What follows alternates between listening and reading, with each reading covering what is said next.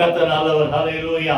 நம்ம வாசித்த அந்த சங்கீதம் 121 சங்கீதம் எல்லா இடத்துக்கும் அப்படியே வச்சுங்க. அதில் இன்னைக்கு ஆண்டவர் நம்ம கொடுத்த வார்த்தை, ஆக்சுவலாக திங்கக்கிழமையே இந்த வார்த்தை என்கிட்ட ஆண்டவர் பேசினார். தொடர்ந்து அந்த வாரம் முழுசுமே டெய்லி பைபிள் படிக்கும்போது என்னென்னலாம் இது குறித்து சொல்கிறாரு எல்லாம் குறித்து வச்சேன். நேற்று ரொம்ப நேரம், கிட்டத்தட்ட ஒரு 4-5 மணி நேரம் உட்கார்ந்து திருப்பி அதை என்ன சொல்கிறது ரிவைஸ் பண்ணி ஆண்டவர் கிளீனாக என்ன இன்னைக்கு சொல்கிறாருன்றதை இன்னைக்கு நம்ம பார்க்க போகிறோம். சரியா? வாசிங்க, அந்த 5ஆம் வசனம் வாசிங்க. 121:5. கர்த்தர் உன்னை காக்கிறவர், கர்த்தர் உன் வலது பக்கத்திலே உனக்கு நிழலாய் இருக்கு. பக்கத்துல பார்த்து சொல்லுங்க, கர்த்தர் உன் வலது பக்கத்திலே. சொல்லுங்க, நிழலாய் இருக்கிறார். சொல்லுங்க, நிழலாய் இருக்கிறார். நிழலை நம்மளே சொல்லுங்க. இதில் நிறைய விஷயம் பிரிக்க முடியுமா? நீங்க எங்க போனாலும் என்ன வரும்? தொடர்ந்துதான் வரும், பின்னாலே வரும், கூடவே வரும், பிரிக்கவே முடியாது. இதுதான் ஃபாதர் பாட்டு நல்லா இருக்கும். நிழல் போல நம் வாழ்வை தொடருவார்ல, கரம் பிடித்து வழிநடத்தும் கர்த்தர். அந்த பாட்டு நிழல் போல நம் வாழ்வை தொடரும். அப்போ நிழலாயிருந்து தேவன் நம்ம என்ன செய்கிறார் சொல்லுங்க? காக்கிறார். எல்லாத்துக்கும் விலக்கி காப்பார். காலை தள்ளாட விட்டார், காக்கிறவர். உறங்கார், போக்கி வரத்தை காப்பார். பகலிலே காப்பார், இரவிலே காப்பார். அதெல்லாம் நம்ம ஏற்கனவே பார்த்துட்டோம். வெயில் தான் மாத்திரம் இல்ல, இரவிலும் ஒரு சில பாதிப்பு தான் அந்த சந்திரரோகி மத்திய 17 அதிகாரத்தில். அப்போ இப்படி எந்த சூழ்நிலையில, பகலா இருந்தாலும் வெயிலா இருந்தாலும் இரவா இருந்தாலும் நிலவா இருந்தாலும் சூரியனுடைய உஷ்ணமா இருந்தாலும் எந்த சூழ்நிலையிலும் தேவன் நம்மை என்ன செய்கிறார் சொல்லுங்க? வாயை திறந்து மறக்காதீங்க. நிழலா இருந்து சொல்லுங்க. டெய்லி ஜெபம் பண்ணும்போது பிள்ளைங்க மேல, ஆண்டவரே இந்த பிள்ளைய கர்த்தர் என்ன செய்யுங்க, நிழலா இருந்து காத்துக்கொள்ளுங்கப்பான்னு சொல்லி டெய்லி ஜெபம் பண்ணும் பிள்ளைங்களுக்கா. கர்த்தர் உங்களை ஆசீர்வதிப்பார். சரியா? இப்போ ரொம்ப நேரம் பார்க்க மாட்டோம், ரொம்ப சுருக்கமா. ஆனால் 5 பாயிண்ட் குறிப்பா பார்த்து நம்ம சீக்கிரம் முடிச்சிருவோம். வெயில் ஜாஸ்தி இருக்கு, சீக்கிரமா நீங்க வீட்டுக்கு போனோம். கர்த்தர் அந்த நிழல் நம்மளை எப்படி என்ன செய்து பாதுகாக்கிறது குறித்து பார்ப்போம். முதல்ல ஒரு வசனம், 57ஆம் சங்கீதம். சங்கீதம் 57:1. யாராவது வாசிங்க. 57:1. எனக்கு இறங்கும் தேவனே, எனக்கு இறங்கும் தேவனே, எனக்கு இறங்கும். உம்மையின் ஆத்துமா அண்டிக் கொள்ளுகிறது. விக்கினங்கள் கடந்து போக மட்டும் உமது செட்டைகளின் நிழலிலே வந்து அடைகிறேன். நல்லா கவனிங்க. இந்த நிழலை தேடி நீங்க வரணும். நல்லா புரிஞ்சுங்க. நிழலாந்து காக்கிறவர் தான். இருந்தாலும் விசுவாசத்தோட இந்த நிழல் என்ன செய்யும்? பாதுகாக்கும். அப்படின்ட்டு விசுவாசத்தோடு வரணும். அந்த போவாஸ் சொல்றாரு பாருங்க, ரூத்த, அந்நிய பெண்ணாக நீ, மோவாபி ஸ்திரீ ரூத். ஆனா நீ யார் மேல நம்பிக்கை வச்சு வந்த? இஸ்ரவேலின் தேவன் மேல நம்பிக்கை வச்சு. அந்த அம்மா அந்த மாமியாரை பார்த்து சொல்லு அந்த ரூத், உங்க ஜனம் தான் எங்க ஜனம், உங்க தேவன் தான் எங்க தேவன். புரியுதா? நீ போற இடத்துல நானும் வருவேன் அப்படின்ட்டு நகோமி மேல நம்பிக்கை வச்சு வர்றதை விட அந்த தேவன் மேல நம்பிக்கை வச்சு வந்தான். அதனால தான் அந்த போவாஸ் சொல்றார், இஸ்ரவேலின் தேவனாகிய செட்டைகளின் கீழ் என்ன செய்த அவரை நம்பி அடைக்கலமாய் ஓடி வந்த உனக்கு அவராலே சொல்லுங்க நிறைவான பலன் உனக்கு கிடைப்பதாக. அப்போ இந்த நிழலை தேடி நம்ம வரணும். அடைக்கலம், அந்த நிழலிலே நான் என்ன செய்வேன்? அடைவேன்.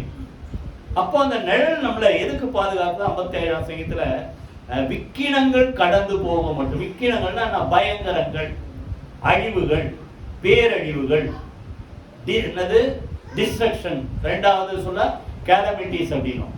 அப்போ இது நம்ம எதிர்பார்க்காது. ஒரு சில நம்ம என்ன செய்யறோம்? ஜாக்கிரதையா பார்க்கறோம்.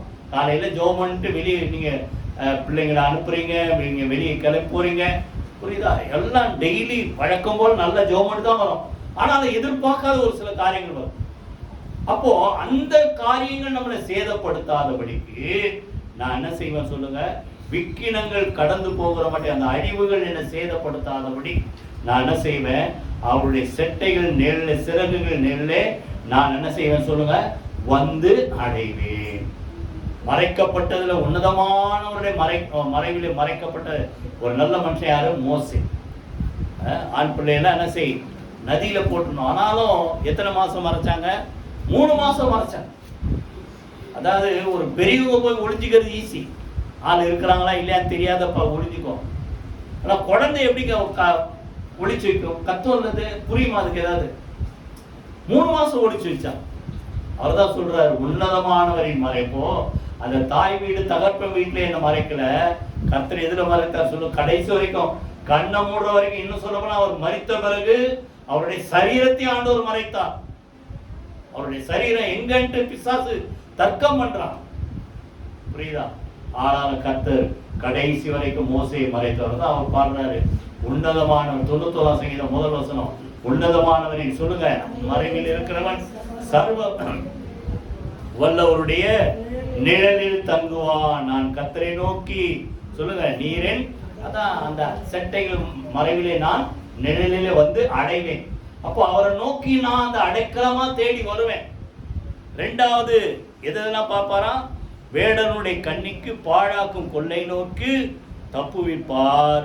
அடுத்தது 5ஆம் வசனம் 91:5, இரவில் உண்டாகும் பயங்கரம், பகலில் பறக்கும் அம்பு, இருளில் நடமாடும் கொள்ளை நோய், மத்தியானத்தில் பாழாக்கும் சங்காரம். இதுக்கு மேல ஏதாவது இருக்கா டைம்? அப்போ எந்த சூழ்நிலை என்ன வேணா நடக்கும். ஆனா நீங்க பயப்படாதீங்க. நீங்க அவருடைய நிழலை தேடி அடைக்கலமா வந்து அடைந்தால், அதனால்தான் அந்த முடிக்கும் என்ன சொல்றாரு, எனக்கு அடைக்கலமா, 9ஆம் வசனம், எனக்கு அடைக்கலமா இருக்கிற உன்னதமான கர்த்தரை நீ உனக்கு தாவரமா நீ தங்குற இடமா தெரிந்து கொண்டபடினால வாதை உன் கூடாரத்தை அணுகாது, பொல்லாப்பு உனக்கு சொல்லுங்க நேரிட. இந்த நிழலை தேடி நீ நம்பிக்கையா வந்து அடைக்கலம் புகும்போது பேரழிவுகள், சேதங்கள், தீமைகள், பொல்லாங்குகள், வியாதிகள், புரியுதா, இது எதுவும் ஆபத்துகள், இது எதுவும் அணுகாதபடி கர்த்தர் நம்ம என்ன செய்வார் சொல்லுங்க, பாதுகாக்கிறது. ஆனாதான் அந்த மனிதர்கள் அவரை தேடி வராங்க, புரியுதா? இந்த இதுல இந்த 91ல முக்கியமா ஒரு வசனம் வாசிங்க. உன் பக்கத்தில் 7ஆம் வசனம் 8ஆம் வசனம் வாசிங்க. உன் பக்கத்தில் 1000 பேரும் உன் வலதுபுறத்திலே 10,000 பேரும் விழுந்தாலும் அது உன்னை அணுகாது. அதாவது அதுக்காக எல்லாரும் வாழணும், நான் நல்லா இருக்கணும் அப்படி இல்லை. அதாவது என்ன வந்தாலும் நீ என்ன செய்ய பயப்படாத. நீ அவரை நம்பி அடைக்கலமா வந்தா உன்னையும் உன் குடும்பத்தையும் கர்த்தர் காப்பார். உன் கண்களால் மாத்திரம் 8ஆம் வசனம், நீ அதை பார்த்து துன்மார்க்கருக்கு வரும் பலனை காண்பாய்.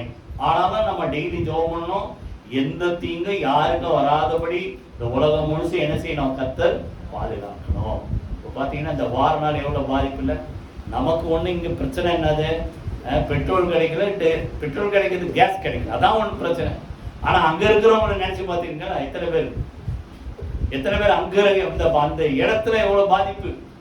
அப்போ அவங்களுக்காக என்ன செய்யணும், ஜெபம் பண்ணணும், புரியுதா? எப்பவுமே நம்ம சேஃப்டியா இருக்கணும் மாத்திரம் இல்லை, எந்த பாதிப்பு யாருக்கும் அழிவு வராதபடி கர்த்தர் என்ன செய்யணும், பாதுகாக்கணும். கையில வீதி கர்த்தர் சூத்திரம் பண்ணணுமா? இப்போ இதை பார்த்தீங்கன்னா இப்படிலாம் வருது, நீ பயப்பட மாட்ட, நீ பயப்பட மாட்ட. துன்மார்க்கருக்கு ஒரு பலனை கண்களா பார்ப்ப, ஆனா உனக்கு ஒரு பாதிப்பு இல்லாதபடி கர்த்தர் உன்னை என்ன செய்வார், காப்பார். நீங்க பாத்தீங்கன்னா அந்த யாத்ராகமம் அந்த 7ஆம் அதிகாரத்துல இருந்து பாத்தீங்கன்னா 10 வாதை ஆண்டவர் அனுப்பினார் இல்ல. எகிப்து தேசத்துல தண்ணி எல்லாம் என்ன ஆயிடும், ரத்தம் ஆயிடும், குடிக்க தண்ணி இருக்காது. இது அப்புறம் பேனு, வண்டு, வெட்டுக்கிளி, கொள்ளை நோய், புரியுதா? இப்படி இருள், 3 நாள் இருள், இப்படி நிறைய வாதை. கடைசியில தான் அந்த தலை பிள்ளைங்கலாம் செத்துது. இப்போ இப்படி நிறைய வரும்போது பாத்தீங்கன்னா அங்க ஒரு வார்த்தை இருக்கும், இதெல்லாம் வராதபடிக்கு அந்த தேவ ஜனங்கள் இருக்கிற கோசேன் நாட்டை கர்த்தர் என்ன செய்தார், பாதுகாத்தார். வண்டுகள் வராதபடி அந்த தேசத்தை நான் செய்வேன், விசேஷப்படுத்தி பாதுகாப்பேன்ற. அப்போ அந்த எகிப்து தேசம் அவ்வளவு பெரிய தேசத்துல வாதை இருக்குது. ஆனா ஒரு சின்ன இடத்துல அந்த தேவ ஜனங்கள் நம்பி தங்கி இருக்கிறாங்க. அவங்களுக்கு எதுவும் அணுகாதபடி கர்த்தர் நிழலா இருந்து அந்த மக்களை என்ன செய்தார் சொல்லுங்க, பாதுகாத்த. யாத்திராகம் நீங்க படிக்கும்போது யோசிச்சு பாரு. நான் அடிக்கடி யோசிப்பேன், பார்வன்ட்டு வந்து பேசுவார், அங்க பார்த்தா ஒரே வாதையா இதுவா இருக்கும். அந்த நடுவில் இவர் வந்துட்டு போறாரு. எப்படி நீங்க அந்த 9ஆம் அதிகாரம் அது இருக்கு பாத்தீங்கன்னா, கல்மழையோடு கூட அக்கினி வருது. அப்புறம் வீட்டுல படிச்சு பாருங்க, கல்மழையோடு கூட என்னது அக்கினி. அந்த வாதை வந்துச்சு, கல்மழை வந்து விழுது, அக்கினி தரையில் என்ன செய்தான், புரண்டு ஓடுது. அப்போ பார்வோன் மோசையை கூப்பிடுறாரு. இப்போ மோசே என்ன செய்யணும்? கோசேன்ல இருந்து பார்வோன் அரண்மனைக்கு போகணும். இவர் எப்படி போயிருப்பாரு? இதெல்லாம் யோசிப்பாரு. எப்படி போயிருப்பாரு? எகிப்து முழுசும் கல்மழை பெஞ்சிட்டே இருக்குது, அக்கறை ஓடிட்டே இருக்கு. அப்போ பாருங்க, அந்த வாதை நேரத்துல இவன் அரண்மனைக்கு போய் திரும்பி வந்து அதுக்கப்புறம் தான் கையை உயர்த்துறான் ஆண்டவருக்கு நேரம். அப்பதற்கு பிறகு தான் என்ன நின்னுது? கல்மழை அக்கினியும் நின்று போயிட்டு. அப்போ எந்த வாதை யாரை பாதிக்கல? நான் சொல்ற ஒரு புரியுதா இல்லையா? பார்வோனுடைய அரண்மனைக்கு போற வரைக்கும் கல்மழை பெஞ்சிட்டார் ஊர் முழுசும். ஆனா இவன் மேல வராதபடி கர்த்தர் அந்த மோசே மேல என்ன செய்தார் சொல்லுங்க? நிழலா இருந்தார். கைகளை மீது கர்த்தர் சூத்திரம். அந்த போலதான் நல்லா கவனி, இந்த தேவனை நம்பி வந்தான் அப்பதான் கிடைக்கும். அடைக்கலமாய் ஓடி வந்தியே, உனக்கு அவராலே நிறைவான பலன் தான். மனுபுத்திரர் அவருடைய சிறக சட்டைகளின் நிழலை என்ன செய்கிறார்கள்? வந்து அடைகிறார், தேடி வர்றாங்க அப்படின்றார். 36ஆம் சங்கீதத்துல நீங்க எடுத்து படிச்சு பாருங்க, புரியுதா? அப்ப அந்த அடைக்கலத்தை தேடி வந்தா கர்த்தர் இரவும் பகலும் என்ன செய்வார் சொல்லுங்க? நிழலாயிருந்து காப்பார். புரியுதா? ரெண்டாவது தீமைக்கு விலக்கி காப்பார். முதல்ல. ரெண்டாவது 32ஆம் அதிகாரம் ஏசாயா 32ஆம் அதிகாரம் 2ஆம் வசனம். யாராவது வாசிங்க. ஏசாயா 32ஆம் அதிகாரம் 2ஆம் வசனம். காற்றுக்கு ஒதுக்காகவும் பெருவெள்ளத்துக்கு புகலிடமாகவும் வறண்ட நிலத்துக்கு நீர்கால்களாகவும் விடாய்த்த பூமிக்கு பெரும் கண்மலையின் நிழலாகவும் இருப்பார். நல்லா கவனிங்க. வறண்ட நிலம்னா எக்ஸாஸ்ட். நல்லா கவனிங்க. எல்லா மனிதர்களுக்கும் நல்லா என்ன சொல்றது, திட நம்பிக்கையோட இல்லைன்னா பலத்தோட இருக்கிற நாட்களும் உண்டு. எப்பேற்பட்டாலும் ஒண்ணு இல்லாம சோர்ந்து போய் உடைஞ்சு போற சூழ்நிலையும் எப்பேற்பட்ட ஆட்கள் போகும். இதுக்கெல்லாம் நல்ல உதாரணம் எலியா தான். 18ஆம் அதிகாரத்தை ஒரு ஆள் தனியா நின்று கூட அங்க 7000 பேர் மீதியா வச்சிருக்காங்க, அங்க வரல அவங்க. புரியுதா? ஒரு ஆள் தனியா நின்று ஒரு பெரிய எழுப்புதல். கர்த்தர் தெய்வமான கர்த்தரை பின்பற்று, பாகால் தெய்வமான பாகாலை பின்பற்று. புரியுதா? ஒரு ஆளா நின்று அந்த காலையை கொண்டு வந்து வெட்டி என்ன செய்யுங்க? பலி செலுத்துங்கன்ற. அது வரைக்கும் பாகாலை உத்தரவு கொண்டு கூப்பிட்டாங்க, பதில் இல்லை, கவனிப்பார் இல்லை. புரியுதா? அதற்கு பிறகு எலியா தன்னுடைய டைம் வரும்போது ஒரே ஒரு வார்த்தை, ஆண்டவரே இஸ்ரவேல்ல நீங்க தேவன் என்றும் நான் உம்முடைய ஊழியக்காரன் என்றும் இதெல்லாம் நான் உம்முடைய வார்த்தைப்படியே செய்தேன் என்றும் இன்றைக்கு விளங்கப்படும் கர்த்தாவே என்னை கேட்டரும். ரொம்ப ஷார்ட்டா ஜெபம் பண்ணி முடிக்கிறதுக்குள்ள வானத்துல இருந்து அக்கினி என்ன செய்து வந்து இறங்கி பலிகளை பட்சித்தது, விறகுகளை சுட்டெரித்தது. அந்த நிலத்தை முழிச்சு தண்ணியெல்லாம் என்ன செய்ததான்? சுட்டெரிச்சு. புரியுதா? அப்ப நல்லா கவனிங்க. உடனே அதை பார்த்து ஜனங்களாம் என்ன பண்ணாங்க? கர்த்தரே தெய்வம் கர்த்தரே தெய்வம் சொல்லி அந்த நாடு இஸ்ரவேல் தேசம் முழுசும் என்ன செய்தது? மனம் திரும்பிச்சு. இவ்வளவு பெரிய எழுப்புதல் ஒரு ஆளா நின்று பண்ணார். ஆனா அடுத்து 19ஆம் அதிகாரத்துல அந்த இசைவேலுக்கு தெரிஞ்ச உடனே, எங்க தீர்க்கதரிசியெல்லாம் நீ கொண்டு போட்டல, உனக்கு நாளைக்கு நான் பண்றேன் பார் அப்படின்ட்டு ஒரு சேலஞ்சு விட்டு அந்த செய்தி யாருக்கு வந்துச்சு? ஏலியாவுக்கு வந்துச்சு. உடனே என்ன பண்ணாரு? இவ்வளவு பெரிய ஆள் இல்ல, எங்க போய் படுத்துக்கிட்டாரு? தனக்குள்ளே சோர்ந்து போய் எங்க சூரச் செடிகளை போய் படுத்துக்கிட்டார். அப்ப நல்லா கவனிங்க. எப்பேற்பட்ட மனிதனுக்கும் நல்லா என்ன வந்தாலும் ஓடும், பறந்து பார்த்தலாம் அப்படின்ட்டு. ஆனா ஒரு சில அப்பேற்பட்ட மனிதர்களும் ஒரு சில நேரத்துல உடஞ்சிடறான். அப்ப அந்த நேரத்துல புரியுதா? நேரத்துல சொல்ற புரியுது. சோர்ந்து போகிற அந்த நேரத்துல, நம்முடைய பலனெல்லாம் ஒடுங்கி போகிற நேரத்துல, நம்ம நம்பிக்கையெல்லாம் அற்று போகிற நேரத்துல, அப்படிப்பட்ட சூழ்நிலையில தேவன் எப்படி இருக்கிறாரா சொல்லுங்க? வறண்ட நிலத்துக்கு வாசிங்க, வறண்ட நிலத்துக்கு நீர்கால்களாகும் விடாய்த்த பூமி. அதான் அந்த சோர்ந்து போகிற சூழ்நிலை. விடாய்த்த பூமிக்கு பெரும் கண்மலையின் நிழலாகவும் இருக்கிறார். கைகளை மீதி கர்த்தருக்கு ஸ்தோத்திரம் பண்ணுவோம். அப்போ நல்லா கவனிங்க. சோர்ந்து போய் இருக்கிற நேரத்தில், பலன் இல்லாத நேரத்துல நமக்கு ஒரு நிழல் கொடுத்து நம்மளை பலப்படுத்துகிற தேவன். இன்னும் சொல்ல ஒரு வார்த்தை சொன்னா, நமக்கு நல்ல ஒரு புத்துணர்ச்சி கொடுக்கிற, சொல்லுவாய்க்கிறது புத்துணர்ச்சி கொடுக்கிற தேவன். புரியுதா? இன்னைக்கு பாத்தீங்கன்னா வெயில் நேரத்துல போனீங்கன்னா எல்லாம் நம்ம குடிப்பாங்க, எண்ணெய் குடிப்பாங்க, ரோஸ் மில்க் குடிப்பாங்க, ஜூஸ் குடிப்பாங்க. இப்போ புதுசா ஒன்று வந்துருக்கு, 10 ரூபாய்க்கு. 10 ரூபாய் எவ்வளோ தர, நான் ரொம்ப நாள் ஆச்சு வாங்கி. Glucose, tata glucose. அது பார்த்தா கூலாகவும் இருக்குது, டேஸ்டாகவும் இருக்குது. அதில் என்ன இருக்குது, கொஞ்சம் குளுக்கோஸ். அப்போ கொஞ்சம் எனர்ஜி கொடுக்குது. ரன்னிங்லாம் ஓடுறவங்க என்ன பண்ணுறாங்க, ஓடும்போது கையில் வச்சிருப்பான், கொஞ்சம் அப்படி போட்டோன்னே அந்த சோர்ந்து போய் எக்ஸாஸ்ட் ஆகி இருக்கிற பலன்லாம் அவனுக்கு புதுசாக வந்துடுது.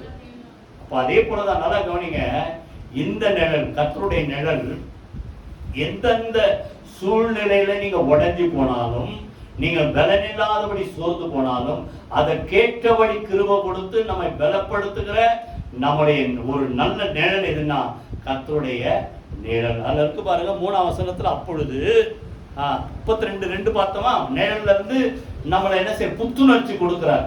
அதான் கரெக்டான வார்த்தை, புத்துணர்ச்சி கொடுக்கிறார். மூணாம் வசனம் வாசிங்க. அப்பொழுது காண்கிறவரின் கண்கள் மங்கலாயிராது. நல்லா கவனிங்க, வெயிலே சரி அப்படியே நல்லாதான் இருக்கும், அப்படியே இழுக்கும். என்ன அர்த்தம், எக்ஸாஸ்ட் ஆயிடுச்சு, பலன் இல்லை, சோர்ந்து போயிட்டீங்க. அப்போ இந்த நிழலுக்குள்ள வந்துட்டா அது எப்படி இருக்குமா சொல்லுங்க, அந்த கண்கள் எப்படி இருக்கும் சொல்லுங்க, மங்களா இருக்காது. அப்படின்னு அர்த்தம், ஒரு புது பலன் கர்த்தர் கொடுப்பார். கையில வீதி கர்த்தர் சோத்திரம் பண்ணுவோமா, அதான் அந்த கர்த்தருடைய சமூகத்திலே காத்திருக்கிறது. கர்த்தருக்கு காத்திருக்கிறவர்கள் சொல்லுங்க, புது பலன் அடைந்து கழுகுகளை போல சிறகுகளை அடித்து சட்டைகளை அடித்து என்ன செய்வார்கள், எழும்புவார்கள். அவர்கள் ஓடினாலும் இளைப்படையார்கள், நடந்தாலும் என்ன செய்ய மாட்டாங்க, சோர்ந்து. அப்போ நல்லா கவனிங்க. 2வது, சோர்ந்து போகிற நேரத்துல நமக்கு சொல்லுங்க புத்துணர்ச்சி கொடுக்கிற நிழல். வாய்க்கன்னு சொல்லுங்களேன், புத்துணர்ச்சி கொடுக்கிற நிழல். நீங்க பாத்தீங்கன்னா யாத்ராமத்துல பாத்தீங்கன்னா 13ஆம் அதிகாரம் கடைசி வசனம், இரவிலே அக்கினி ஸ்தம்பத்திலும் பகலிலே மேக ஸ்தம்பத்திலும் அவர்களோடு கூட தேவன் புறப்பட்டு போனார். பகலிலே மேகமும் இரவிலே அக்கினி ஸ்தம்பமும் இஸ்ரவேல் ஜனங்களை விட்டு என்ன செய்யல, பிரிந்து போகவில்லை, விலகி போகவில்லை. ஏன் பகல்ல மேகம்? ஒரே ஒரு வசனம் வாசிங்க, 105ஆம் சங்கீதம், நல்லா புரியும். 105ஆம் சங்கீதம் 39ஆம் வசனம், யாராவது வாசிங்க. 105ஆம் சங்கீதம் 39ஆம் வசனம். அவர் மேகத்தை என்ன செய்தாரா சொல்லுங்க, மறைவுக்காக மறைத்து, இரவை, அத ராத்திரில அக்கினி ஸ்தம்பம், இரவை வெளிச்சமாக்குறார். அப்போ பகல்ல என்ன தேவை அவங்களுக்கு, நிழல் தேவை. ஏன்னா அவங்க போற பாதை வனாந்திர பாதை, புரியுதா? அப்போ வெயில்ல உஷ்ணத்துல பிரயாணம் பண்ணணும். ஆனா இவங்க சோர்ந்து போக கூடாதுன்ட்டு அவங்களுக்கு அங்க போற வழியெல்லாம் முழுசும் அவங்க மேல கர்த்தரே என்ன செய்தார் சொல்லுங்க, நிழலாயிருந்து அவர்களுக்கு என்ன செய்தார், மறைவு கொடுத்து அவர்கள் என்ன செய்தார் சொல்லுங்க, பாதுகாத்தார். கையில வேண்டி கர்த்தரை ஸ்தோத்திரம். புரியுதா? அப்போ அந்த உஷ்ணத்தினால வெயில்னால எந்த பாதிப்பு இல்லாதபடிக்கு சோர்ந்து போகிற நேரத்துல புத்துணர்ச்சி கொடுக்கிற ஒரு தேவ பிரசனம். கையில வேண்டி கர்த்தரை ஸ்தோத்திரம் பண்ணுவோமா. மூணாவது அந்த நிழல் நமக்கு என்ன கொடுக்குதான், ஏசாயா 49ஆம் அதிகாரம் எடுத்துங்க. ஏசாயா 49ஆம் அதிகாரம் 2ஆம் வசனம், யாராவது வாசி. அவர் என் வாயை கூர்மையான பட்டயமாக்கி தம்முடைய கரத்தின் நிழலினால் என்னை மறைத்து என்னை துலக்கமான அம்பாக்கி என்னை தமது அம்பரா துணியிலே மூடி வைத்தார். நல்லா கவனிங்க. அப்போ அவருடைய நிழல் நம்மளை உருவாக்கு, சொல்லுங்க வாயை திறந்து, நான் சொல்ல மாட்டேங்கிற, நம்மளை உருவாக்குகிற நிழல், ஆயத்தப்படுத்துகிற ஒரு நிழல். எப்படி உருவாக்க நம்மள சொல்லுங்க, கூர்மையான பட்டயமாக. 2வது எப்படிப்பட்ட அம்பு சொல்லுங்க, துரு பிடிச்ச அம்பு இல்ல, எப்படிப்பட்டது, துலக்கமான அம்பாக நம்மளை உருவாக்குற வரைக்கும் அவர் தமது கரத்தின் நிழலினால் என்ன செய்கிறார் சொல்லுங்க, நம்மளை மறைக்கிறார். ஒரு சில நேரத்துல பாத்தீங்கன்னா ஒரு சில பில்டிங் கட்டுவாங்க, சுத்திலும் முன்னாடிலாம் பார்த்தா இந்த ஒரு துணியா தொங்க விடுவாங்க, இல்லைன்னா ஓலையை கட்டிடும். இப்பெல்லாம் யாரும் ஓலை கட்டுறது இல்லை, இப்பெல்லாம் ஃபுல்லா ஜிங்க் ஷீட் அடிச்சிடும். ஷீட் அடிச்சுட்டு உள்ள என்ன நடக்குதுன்னே தெரியாது, என்ன கட்டுறானே தெரியாது. நாங்க மாதவரம் ரவுண்டானா எங்க வீட்டுக்கு அந்த பக்கம் தான் போறோம், எத்தனோ நாள் போறோம். ஆனா அங்க ஒரு பெரிய அங்க உட்கார்ந்து அது பக்கத்துல ஒரு டீ கடை இருக்கு, அங்க டீ குடிச்சுட்டு கூட ஒரு சில நேரத்துல போகும். ஆனா திடீர்னு பார்த்தா அங்க ஒரு பெரிய பில்டிங். 2 வாரத்துக்கு முன்னாடி பார்த்தா போர்டு, என்ன போர்டு? ஜெயச்சந்திரன். ஒண்ணுமே புரியல. அந்த வழியா தான் வருஷ கணக்கில் போறேன். டக்குன்னு பார்த்தா அது எப்படி கட்டினான்னு தெரியல. திடீர்னு பார்த்தா அங்க மூடி வச்சிருந்தது விலைக்கு பார்த்தா அங்க என்ன வந்துச்சு? ஒரு புதுசா ஒரு பெரிய கடை வந்துச்சு. இப்ப இது எப்படி? இது நல்லா இதை போலதான். நல்லா கவனிங்க, நீங்க இருக்கிற இடம் தெரியாம தான் இருப்பீங்க. ஏற்ற நேரத்துல உங்களை எப்படிப்பட்ட ஆளா உங்களை உருவாக்க வேண்டுமோ அப்படிப்பட்ட ஆட்களாக உங்களை உருவாக்குகிற தேவ பிரசனம் அந்த நிழல். கைகளை வைத்து கர்த்தரை ஸ்தோத்திரம் பண்ணுவோம். எப்படிப்பட்ட சொல்ல? கூர்மையான, எப்படி உருவாக்குறார்? கூர்மையான பட்டயம். 2வது சொல்லுங்க, துலக்கமான அம்பாக நம்மளை என்ன செய்கிறார் சொல்லுங்க? அந்த நிழல்ல மறைத்து நம்மளை என்ன செய்கிறார் சொல்லுங்க? உருவாக்குகிறார். 3ஆம் வசனத்தை வாசிங்க. அவர் என்னை நோக்கி, நீ என் தாசன் இஸ்ரவேலே, நான் உன்னில் மகிமை. எப்ப மகிமைப்படுவார்? உங்களை உருவாக்கி உங்க மூலமா கர்த்தர் பெரிய காரியங்களை செய்யும் போது அவர் நாம என்ன செய்ய சொல்லுங்க? வாய் திறந்து மகிமைப்படும். கைகளை வீதி கர்த்தரை ஸ்தோத்திரம் பண்ணுவோமா? அப்ப 3வது அவருடைய கரத்தின் நிழல் என்ன சொல்லுங்க? நம்மளை என்ன செய்து சொல்லுங்க? உருவாக்குகிறது. இந்த சங்கீதத்துல யாராவது வாசிங்க, 127ஆம் சங்கீதம். 127ஆம் சங்கீதம் இந்த வாலிப பிள்ளைங்களை குறித்து சொல்றாரு. வாலிப பிள்ளைங்க அப்படி இருக்கணும் அவர் கையில. 127 5, 5, 6. வால வயதின் குமாரர் பலவான் கையில் உள்ள அம்புகளுக்கு ஒப்பாய் இருக்கிறார்கள். அவைகளால் தம்பர் அம்பரா தூணியை நிரப்பின புருஷன் பாக்கியவான். அவர்கள் நாணம் அடையாமல் ஒளிமுக வாசலில் தங்கள் சத்துருக்களோடு என்ன செய்வார்கள்? பேசும். அப்ப நல்லா கவனிங்க, அந்த அம்பரா துணினா பின்னால ஒரு வேடன் பாத்தீங்கன்னா கையில வில்லு இருக்கும், ஏரோ இருக்கும், பின்னால ஒரு டப்பா இருக்கும். அதான் அதுல என்ன இருக்கும்? நிறைய ஏரோ வச்சிருப்பார், அம்பு. அப்போ இத போல ஏற்ற காலத்துல உங்களை எடுத்து உபயோகப்படுத்தும்படியாக அதுல ஆண்டவர் என்ன செய்திருக்கார் சொல்லுங்க? அவருடைய அம்பரா துணியில நம்ம என்ன செய்கிறார் சொல்லுங்க? சேர்த்து வச்சிருக்கிறார். அந்த டைம் வந்து உங்களை யூஸ் பண்ற வரைக்கும் அவர் என்ன செய்யறார் சொல்லுங்க? அவருடைய கரத்தின் நிழலினால் என்ன செய்யறார் சொல்லுங்க? உங்களை மறைத்து பாதுகாக்கிறார். ஏற்ற காலத்துல எடுத்து என்ன செய்வார்? உபயோகப்படுத்துவார். புரியுதா? எப்படிப்பட்ட அம்பு சொல்லுங்க? கூர்மையான பட்டயம். அடுத்தது துலக்கமான அம்பு. இப்போ உடனே ஆண்டவர் என்ன ஒரு அம்பாக்கி 4 பேரை குத்தி போறோம். அதுக்கு இல்ல, அது எப்படி? ஒரே ஒரு வசனம் வாசி, அது புரியுது. ஏசாயா 51:16. ஏசாயா 51:16 யாராவது வாசிங்க.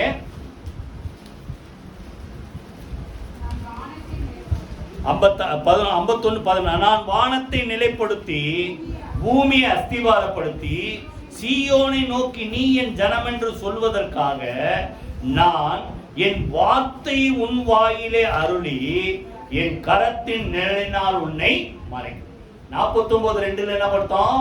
கரத்தின் நிழலினால் மறைக்கிற. எப்படி? கூர்மையான அம்பா நம்மளை உபயோகப்படுத்தும்படி உருவாக்கும்படி, கூர்மையான பட்டயமா கத்திய போல நம்மளை என்ன பண்ணும்? ஷார்ப்பா எடுத்து உபயோகப்படுத்தும்படி அவர் கரத்தின் நிழலை என்ன செய்யற சொல்லுங்க? நம்மளை மறைத்து வைத்து உருவாக்குகிறார். இப்போ அந்த கூர்மையான பட்டயம் எதுன்னா என்ன சொல்றாரு? என் வார்த்தையை. கைகளை வைத்து கர்த்தரை ஸ்தோத்திரம் பண்ணுவோமா? அப்போ எதுதான் பட்டயம் சொல்லுங்க? ஆமா, அவருடைய வார்த்தை தான் பட்டயம். எபிரேயர் 4ஆம் அதிகாரத்தில் பாத்தீங்கன்னா இருபுறமும் கருக்குள்ள பட்டயம். இந்த பைபிளை நீங்க டெய்லி படிங்க. அப்ப எந்த நேரத்துல என்ன வார்த்தை சொல்லி எதை ஜெயிக்கலாமோ கர்த்தர் உங்களுக்கு தேவையான கிருபையை கர்த்தர் தருவார். கைகளை வைத்து கர்த்தரை ஸ்தோத்திரம் பண்ணுவோமா? அப்ப நீங்க தேவ சமூகத்துல காத்திருந்தா அவர் கரத்து நிழலை உங்களை மறைத்து உங்களுக்கு அவருடைய வார்த்தையை கொடுத்து கொடுத்து கொடுத்து அவருடைய வார்த்தையினாலே உங்களை நிரப்பி ஏற்ற காலத்துல அந்த வார்த்தையை நீங்க பேசி நீங்க எல்லாவற்றையும் செய்து முடிக்கிறவர்களாக ஜெயிக்கிறவர்களாக உங்களை கொண்டு போய் என்ன செய்வார் சொல்லுங்க? நிறுத்துவார். கையில வைத்து கர்த்தரை ஸ்தோத்திரம். அது வரைக்கும் அவர் நிழல்ல நம்ம என்ன செய்யணும் சொல்லுங்க? அடங்கி. இததான் பேதுரு நிறுவனம். ஏற்ற காலத்தில் 5ஆம் அதிகாரத்துல சொல்லுங்க, ஏற்ற காலத்தில் தேவன் உங்களை உயர்த்தும்படி 6ஆம் வசனத்துல தேவன் உங்களை உயர்த்தும்படி அவருடைய கரத்துக்குள்ள என்ன செய்யுங்க, அந்த நிழலுக்குள்ள நீங்க அமைதியா இருந்தா எந்த நேரத்துல உங்களை எப்படிப்பட்ட அம்பாக்கணும், அவருடைய வார்த்தை எப்படி உங்களை கொடுத்து உங்களை உபயோகப்படுத்தணும்னு சொல்லி கர்த்தர் செய்வார் சொல்லுங்க, எடுத்து உபயோகப்படுத்துவார். கைகளை வீதி கர்த்தர். மூணாவது என்ன பார்த்தோம் சொல்லுங்க, உருவாக்குகிற நிழல். சொல்லுங்க வாயை திறந்து. முதல்ல பாதுகாக்கிற நிழல். ரெண்டாவது சொல்லுங்க என்ன பார்த்தோம், ரெண்டாவது நம்மளுக்கு புத்துணர்ச்சி கொடுக்கிற, நானே மறந்து சோர்ந்து போற நேரத்துல புத்துணர்ச்சி கொடுக்கிற நிழல். மூணாவது சொல்லுங்க உருவாக்குகிற நிழல். நாலாவது சங்கீதம் 63ஆம் சங்கீதம் 63ஆம் சங்கீதம் 7ஆம் வசனம். யாராவது வாசிங்க. 63ஆம் சங்கீதம் 7ஆம் வசனம். நீர் எனக்கு துணையாய் இருந்ததினால் உம்முடைய செட்டைகளின் நிழலிலே நான் களி கூறுகிறேன். அவருடைய நிழல்ல நம்மளை என்ன செய்வார் சொல்லுவாங்க, களி கூற செய்வார். கையில வீதிகத்துல சூத்திரமானோம். புரியுது? அப்ப இந்த நிழலுக்குள்ள வந்தா நமக்கு என்ன வந்து சொல்லுங்க, சந்தோஷம். சந்தோஷத்தினுடைய அடுத்த ஸ்டெப் தான் களி கூறுது. சந்தோஷம்ன்றது ஒரு லெவல், அதுக்கு அதை அடக்க முடியாத சந்தோஷம் தான் என்னது சொல்லுங்க, களி கூறுதல். அப்ப எங்க நம்மளை களி கூற செய்கிறார் சொல்லுங்க, அவருடைய நிழலிலே கொண்டு வந்து நம்மளை என்ன செய்கிறார் சொல்லுங்க, களி கூற செய்கிறார். கையில வீதி கத்துற சோத்திரம். இங்க தேடி வந்தா ஒவ்வொரு வேலையும் புரியுதா, ஒவ்வொரு தடவையும் இங்க வரும்போது ஜெபம் பண்றோம். என்ன ஜெபம் பண்றோம், அவர்களை என் ஜெப வீட்டிலே கொண்டு வந்து அவர்கள் என்ன செய்வேன், மகிழ செய்வேன். அப்ப இங்க தேடி வருகிற ஒவ்வொரு, நேத்து நீங்க எப்படி இருந்தீங்க தெரியாது, ஆனா இன்னைக்கு இங்க வந்தது நிமித்தம், அவருடைய பிரசன்னத்துல வந்தது நிமித்தம், அவருடைய சமூகத்தை தேடி வந்தது நிமித்தம் கர்த்தர் நம்மளை என்ன செய்வார் சொல்லுங்க, மகிழ்ச்சியாக்கி அனுப்புவார். கையில வீதி கர்த்தர் சூத்திரம் போனோமா, சாயங்காலத்துல என்ன தங்குமா, அழுகை தங்கும். ஆனா விடியற் காலத்துல என்ன உண்டாகும் சொல்லுங்க, களிப்பு உண்டாகும். கையில வீதி கர்த்தர் சூத்திரம் போனோம். நீங்கள் துக்கப்பட்டு அழுவீங்க, ஆனாலும் அப்படியே இருக்காது. ஒருவேளை நேத்து எப்படி நீங்க தெரியாது, ஆனா இன்னைக்கு தேடி அவர் பிரசனத்தை தேடி அவர் நிழல தேடி நீங்க வந்தது நிமித்தம் என்ன சொல்றார் ஆண்டவர் சொல்லுங்க, உங்கள் துக்கம் பயத்தன்னு சொல்லுங்க, உங்கள் துக்கம் சந்தோஷமாய் மாறும். அப்போ நம்மளை கலிகூற செய்கிற ஒரு நிழல். அதனால்தான் காலையிலே தேடுறார். 1ஆம் வசனத்தை நீங்க அதை பற்றி பார்த்தா, அதிகாலமே உம்மை தேடுகிறேன். இப்படியே ஆசையா எத்தனை பேர் ஆசையா வந்தீங்க, வரலன்னா போன் பண்ணுவாருன்னு பயந்து வந்தீங்க. ஆசையா வரணும். ஆண்டவர் தேடி வந்தா எனக்கு சந்தோஷம், ஆண்டவர் தேடி வந்தா எனக்கு நன்மை, ஆலயத்தின் சம்பூர்ணத்தை என்ன செய்வார் சொல்லுங்க, திருப்தியாக்கி அனுப்பு. இப்படிலாம் விசுவாசத்தோட நம்பிக்கையோட வரணும். புரியுதா? ஆசையா தேடி வந்தேன், நான் அவருடைய வல்லமையும் அவருடைய மகிமையை நான் என்ன செய்தேன் சொல்லுங்க, கண்டேன். அப்போ அவரை பார்க்க முடியும். ரெண்டாவது இங்க தேடி வரும்போது, அந்த நிழல தேடி வரும்போது திருப்தி ஆக்குகிறார். 5ஆம் வசனத்துல 63:5 சொல்ல வாசிங்க. நினத்தையும் சொல்லுங்க, நினத்தையும் கொழுப்பை உண்டது போல. சரீரத்துல வந்து கொழுப்பு கறி சாப்பிட்டு மட்டன் பிரியாணி சாப்பிட்டா நல்லா அப்படி திருப்தி இல்ல, ஆனா ஆத்துமால திருப்தி தேவ பிரசன்னத்தை தேடி வரும்போது, அவர் நிழல தேடி வரும்போது ஆத்துமாவை என்ன செய்கிறார் சொல்லுங்க, திருப்தி ஆக்குகிறார். அதான் சொல்றாரு, உங்களுடைய செட்டைகள் நிழலே நான் செய்கிறேன் சொல்லுங்க, களி கூறுகிறேன். கையில வீதி கத்துற சூத்திரம் போனோமா. அப்ப நல்லா கவனிங்க, உங்களை சந்தோஷப்படுத்தணும்ன்றத ஆண்டுறோம். எத்தனை பேருக்கு சொல்ற புரியுதா? நம்மளை எப்போ எப்படி வச்சிருக்கணும், சந்தோஷமா வச்சிருக்கு. யோனா பாத்தீங்கன்னா நிறைய தகராறு பண்ணாரு. போனா நினிவேக்கு போனா எங்க போயிட்டாரு, தர்ஷீசுக்கு போயிட்டாரு. தேவ சமூகத்தை விலகி போறேன்னு அது வேற சொல்ற. கடைசியில ஒரு வழியா மீன்குள்ள போய் அப்புறம் கரையில போய் கக்கி திருப்பி தேடி ஓடி எங்க போய் சேர்ந்துட்டார், நினிவேக்கு போய் சேர்ந்துட்டார். போய் பிரசங்கம் பண்ணிட்டார். 40 நாள் ஆக போது நினிவே என்ன செய்ய போறோம், அழிந்திர போது, கவிழ்க்கப்பட்டு போகும். பிரசங்கம் பண்ண உடனே அங்க இருக்கிறவங்க எல்லாம் மனம் திரும்பி தேவனை தேடி உபவாசம் பண்ணி ரட்டுடுத்தி சாம்பல் உட்கார்ந்தவொடனே ஆண்டவர் அவங்க அந்த மனம் திரும்பிட்டாங்கன்னு உடனே அந்த அழிவை அனுப்பாதபடிக்கு அவங்களை என்ன செய்தார், காப்பாத்திட்டார். காப்பாத்திட்ட உடனே நல்லா கவனிங்க, யோனாக்கு ரொம்ப வருத்தமாயிடுச்சு. சரி, நம்ம என்ன சொன்னோம், 40 நாள்ல இந்த நினிவே என்ன செஞ்சிடும், அழிஞ்சிரும். ஆனா அழிக்கலையே. 4ஆம் அதிகாரத்துல கொஞ்சம் கவலையா அது ஒரே ஒரு வசனம், யாரா வச்சிருக்கீங்களா? யோனா 4 அதிகாரம்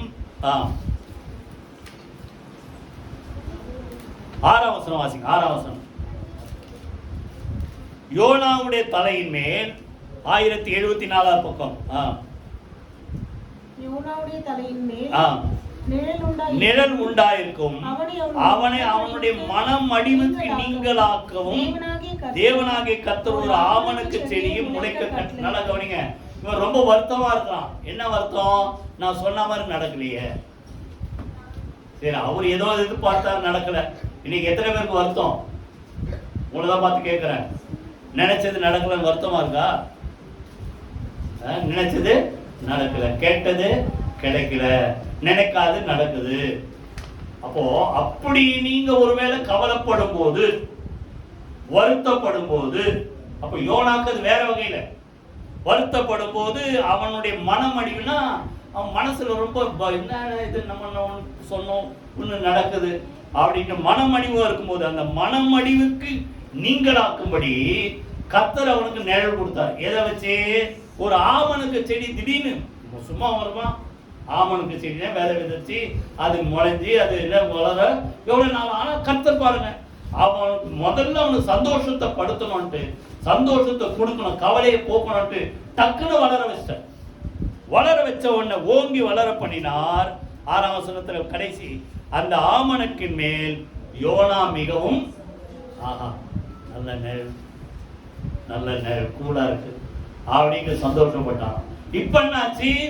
7ஆம் வசனம் வாசி. மறுநாளிலோ கிழக்கு வெளுக்கும் நேரத்தில் தேவன் ஒரு பூச்சியை கட்டளையிட்டார், அது ஆமணக்கு செடியை அரித்து போட்டது. அது வேற ஒரு லெசன் சொல்லி தரார். நீ வளர்க்காத ஒரு ஆமணக்கு செடி மேல கவலைப்படுறிய, நாம் உருவாக்கி படைத்த இந்த 1,20,000 பேருக்கு இறங்காம இருக்கணும், அது ஒண்ணு. ரெண்டாவது, நல்லா கவனிங்க, இவன் சந்தோஷம் யார் மேல இருக்கணும்? அதை புரிஞ்சுங்க. யார் மேல இருக்கணும்? நிழல் கொடுத்த ஆண்டவர் மேலதான். போன வாரம் கூட ஏதோ ஒன்று சொன்னேன், ஐஸ்வர்யத்தை கொடுக்குற ஆண்டவர் மேலதான் அவன் கண்ணு இருக்கணுமே தவிர உலக பிரகாரமான ஐஸ்வர்யத்து மேல என்ன செய்யக்கூடாது? கண்ணு வரக்கூடாது. அப்போ நிழல் கொடுத்தோன்னு ஆஹா ஆஹா நிழல் வந்துச்சு அதை பார்த்து சந்தோஷப்படாத. உனக்கு நிழல் கொடுத்த சொல்லுங்க ஆண்டவரை பார்த்து சந்தோஷப்பட்டா அந்த நிழல் நினைச்சிருக்கும். இவன் ஆமனுக்கு செடி மேல சந்தோஷப்பட்டதால நீ செடி மேலேயா நம்பிக்கை இருக்கிற என்ன பண்ணானா? அடுத்தது என்னாச்சு? ஒரு பூச்சியை கட்டளையிட்டார். ஓங்கி வளர்ந்த ஆமனுக்கு செடி மொத்தமா என்ன செய்ய அரித்து போட்டது.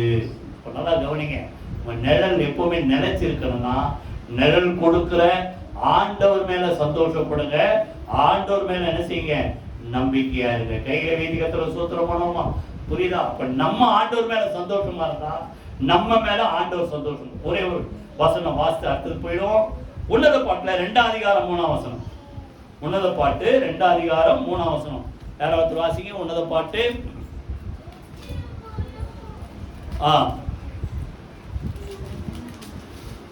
காட்டு மரங்களுக்குள்ளே கிச்சிலி மரம் எப்படி இருக்கிறதோ அப்படியே குமாரத்திகளுக்குள்ளே என் நேசர் இருக்கிறார். அதன் நிழலிலே வாஞ்சையாய் உட்காருகிறேன். அதன் நிழலிலே வாஞ்சையாய் உட்காருகிறேன். நல்லா கவனிங்க. அப்போ அவர் நிழல்ல நீங்க வாஞ்சையா உட்கார்ந்தா உங்க மேல ஆண்டவர் சந்தோஷப்படுவார். கையில வேதிகத்துல சூத்திரம் போனோமா? அந்த நேசர் எப்படிப்பட்டவரா? கிச்சிலி மரம், ஆப்பிள் ட்ரீன்னு, புரியுதா? அத போல அந்த நிழலை தேடி ஆசையான உட்கார. அப்ப நல்லா கவனிங்க, நமக்கு சந்தோஷம் கொடுக்கிற இடம் எது சொல்லுங்க? தேவனுடைய பாதம். கைகளை வைத்து சொல்லுமா?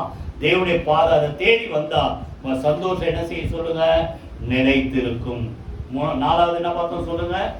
மனமடிவுக்கு விலக்கி நம்மளை சந்தோஷப்படுத்துகிற ஒரு நிழல் கொடுக்கிறார். கடைசியா ஒண்ணு வாசித்து முடிப்போம். சங்கீதம் 17:9. 17:9 யாராவது வாசிங்க. சங்கீதம் 17:9. என்னை ஒடுக்குகிற துன்மார்க்கருக்கும் என்னை சூழ்ந்து கொள்ளுகிற என் பிராண பகைஞருக்கும்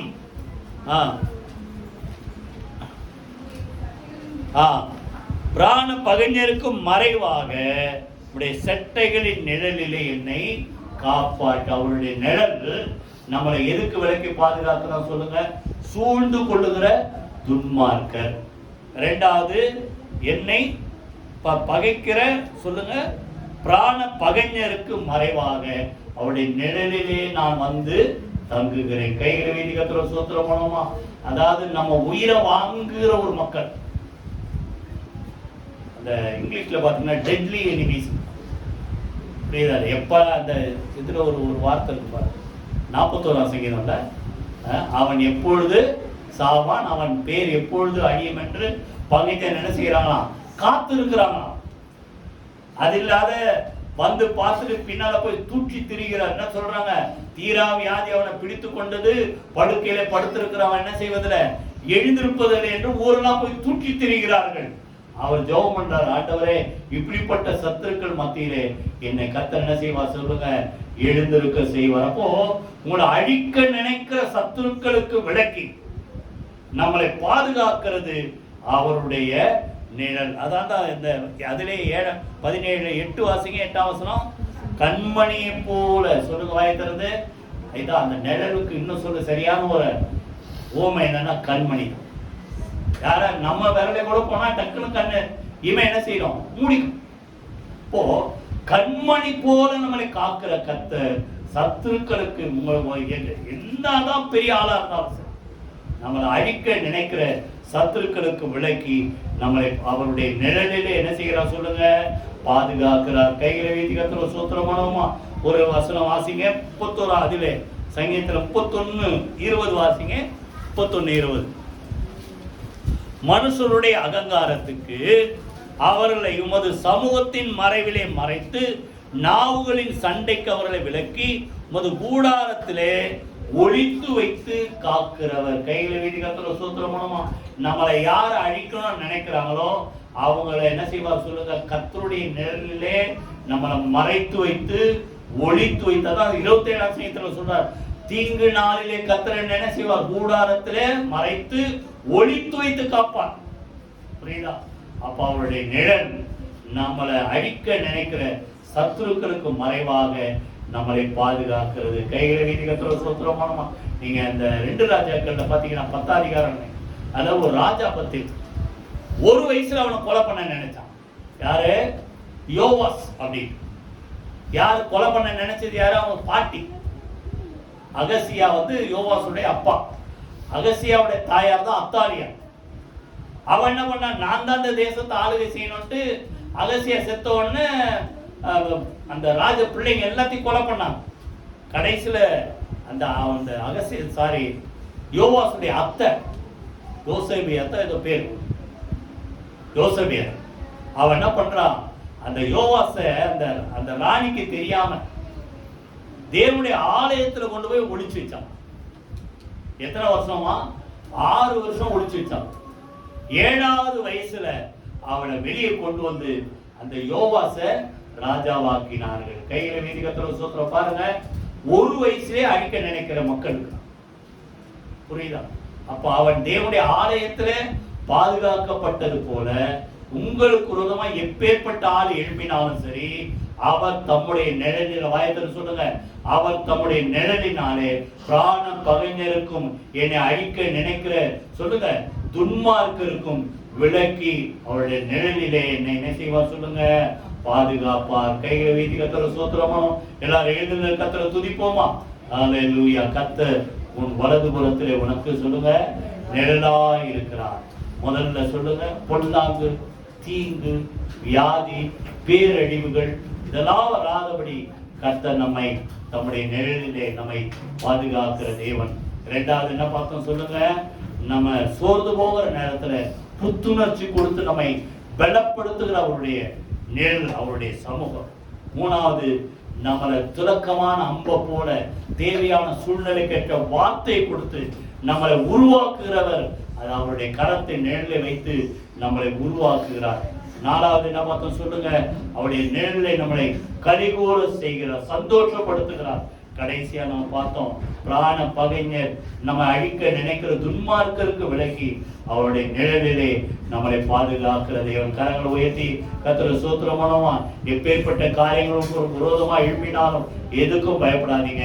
அந்த ரூத் அவருடைய அடைக்கலத்தை தேடி, நிழலா அடைக்கலமா தேடி வந்தது போல இந்த தேவன் என்னுடைய தேவன் சொல்லி அவரை நம்பி நீங்க வந்திருக்கிறீங்க.